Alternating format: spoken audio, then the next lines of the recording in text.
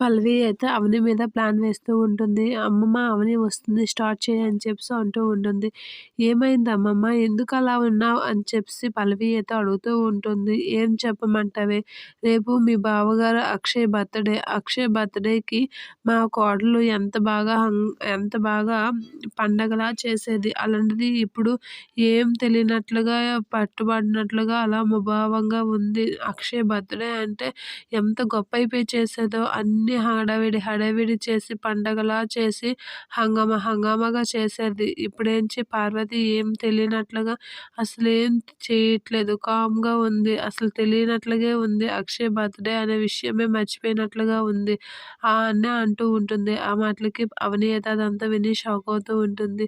"ఎందుకమ్మమ్మ అత్తయ్య అలా చేస్తున్నారు" అనంటే, "అంతా మీ అక్క అవని కారణంగానే.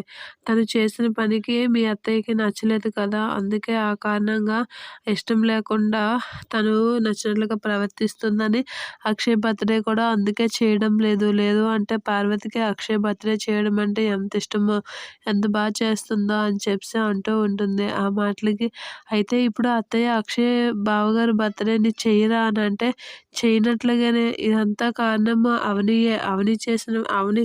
అలా ప్రవర్తించడం వల్ల పార్వతికి మనసిరిగిపోయింది అనేది చెప్తూ ఉంటుంది. పార్వతికి అస్సలు అక్షయ్ బర్త్‌డే విషయం గురించి మర్చిపోయినట్లుగా ఉంది. ఏం పట్టనట్లుగా కామ్‌గా ఉంది. ఆఖరికి అడిగినా "అదేం లేదు అత్తయ్య, అలాంటివి ఇప్పుడేం చేయలేను" అన్నట్లు మాట్లాడేసింది అనేది అనేస్తూ ఉంటుంది. ఇదంతటికి ఆ అమ్మగారైన అవనియే కారణం అని చెప్పేసి వాళ్ళ అమ్మమ్మతో పల్లవితో అయితే వాళ్ళ అమ్మమ్మ చెప్తూ ఉంటుంది. అవన్నీ విన్న అవని అయితే చాలా బాధపడుతూ ఉంటుంది. అయితే "రేపు అక్షయ్ బావ బర్త్‌డే ఎవరు చెయ్యరా? అంటే గ్రాండ్‌గా చెయ్యరా?" అనైతే అనేస్తూ ఉంటుంది. "ఏమో మరి దాని సంగతి" అని చెప్పేసి అనేస్తూ ఉంటుంది బామ్మ. అలా అనేసి వాళ్ళిద్దరైతే అక్కడి నుంచి వెళ్ళిపోతూ ఉంటారు.